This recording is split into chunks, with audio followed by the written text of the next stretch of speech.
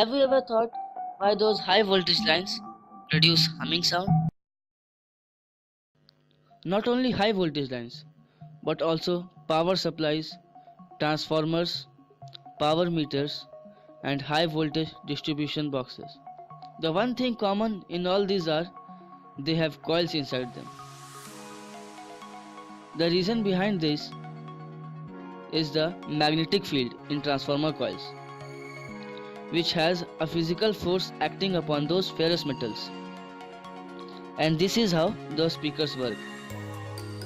Even though you might see a coil consisting of varnished wire that is stuck really tight, the magnetic force is still on these wires, so slightly to create vibration. It doesn't have to be the coil wire itself. It can be any metal around the coil. The force is there and it's pushing and pulling on that metal back and forth at 120 times a second. For high voltage lines outside on poles, it's a different story.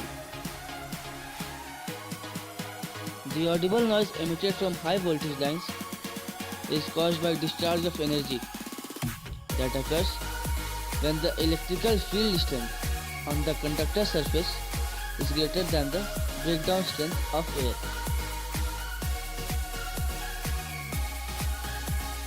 Now you will be asking, what is breakdown strength? Breakdown strength is the field intensity necessary to start a flow of electric current. This discharge is also responsible for radio noise and a visible glow of light near the conductor. This energy loss is also known as corona discharge. The humming you hear around all electrical things is 120 Hz because an imperfect 60 Hz sine wave has strong harmonics at 120 Hz, which you will likely hear over 60 Hz because of the frequencies our ears pick up best.